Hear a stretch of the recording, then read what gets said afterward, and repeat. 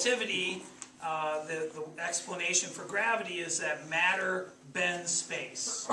And so you put mass in a place in space, it warps space-time, and objects are not feeling a force of gravity, they're just following the natural curvature.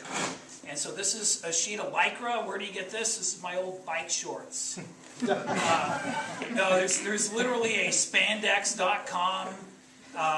You can get a sheet like this if you buy the sale stuff, so you don't care what it looks like, right? For like 20 bucks, maybe less, depending on the sale. And so you put matter and it warps space-time. And so if I have another object, it also warps space-time. They feel that and they're attracted to each other. And so that's Einstein's picture of gravity. Objects warp space-time, feel that curvature, and move accordingly. And if you have more mass, you're right there on that. Oh. If you have more mass, it's going to bend space-time more. And so if you have objects here, they are going to respond to that, right? And so you put something there, now it's attracted. Now, in reality, that big mass would feel the warping of space-time by the marble too, right? It would move a little bit, but we usually ignore that. You know, the Earth makes the sun move a little bit, but it's so small you can ignore it. The moon makes the Earth kind of wobble around a point 3/4 of the way from the center of the Earth. We usually don't account for that when we're looking at satellite motion. Well, instead of just letting go of one, what if I give it a sideways push? Now it orbits. Now it's losing energy, which wouldn't happen in the solar system, right? Not noticeably. There's some perturbations from other planets and things, but this one does lose energy and spirals in. If I don't push it as hard, it will do an ellipse for a while anyway. And let's get some more here. So one of the things I thought of to do with this is when you study the solar system, all the planets are going around the sun the same way. Why is that? Did God decide that he only liked clockwise, or depends on whether he's above or below the solar system, right? Why is everything going in the same direction? Well, the answer is it wasn't. Different directions. But there was a preferred direction. The disk it formed from had a slight preference one way versus another, and things going the opposite way got eliminated, and when it's all said and done, everything's going the same way. That works 90% of the time. Is it like the toilet flushing? Southern Hemisphere? Wow, can you do that again? And so, it won't work then. And so I have slightly more in one hand than another, but I don't consciously do that. And you want to get them so they spread out a little when you throw it. It's because they're colliding with each other that you... The ones going the wrong way get eliminated, right? Now there also would have been, this is where this analogy breaks down. There's, another dimension, right? But those things that were out of the plane also, that weren't near the preferred plane, also got eliminated. And so that's kind of cool. Now my students use a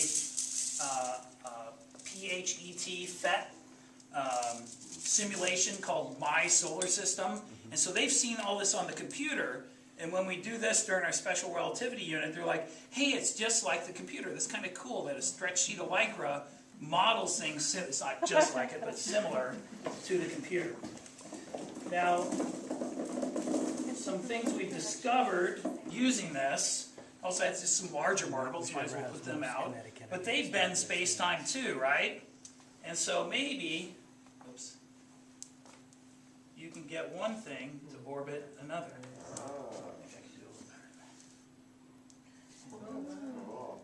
There we go. Oh my God. So the Earth-Moon system, maybe?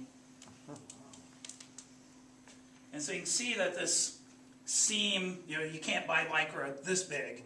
You get it in rolls, and you have to sew it together. I've been told to use stretchy thread to sew it together. And so next time I do it, I'll do that because it pulls. And so just a little bit of thread fixes it. And so in the morning, when I first set this up, I'll have it leaning against the table. I'll be underneath fixing holes from last year. One time my principal walked in. And I hear somebody in the room, and I'm underneath. I'm in the middle of sewing it. I'm not going to pause yet. And then he's looking around for me, and he kind of knows somebody's in the room. And he's, oh, there you are. He goes, what are you doing there? And I go, I'm repairing a rip in the fabric of space-time. What do you think I'm doing? How often do you get to say that? Another thing this does, you've probably seen plastic ones of these, right? The Discovery Center, Children's Discovery Museum in San Jose has one. The Exploratorium has one. Sometimes they have them at shopping malls to get you to put money in it. But one thing you can't do with those is put two masses in. And so when we went to the moon, when we first started, we sent our spaceships on what are called free return trajectories. So they would go to the moon. This is hard to get to happen. And they would come back in like a figure eight. And so that lets you show, now of course the moon's a lot smaller, but if you look at the plots of the free return trajectory back from the Apollo program, you'll see it has a figure eight sort of shape. And so this takes a little bit of practice to be able to do the figure eight. These clamps around here, you can adjust it to make it tighter if it's not working. So Steve and I, when we set this up in the morning, we played around with it, and actually I think it was working better than it usually is. And so not easy to do. And so I go through that. One year a kid who read some stuff about the dark energy. We have our dark energy pole. It's over there. So I happen to have an extra pole. I guess any of these would work.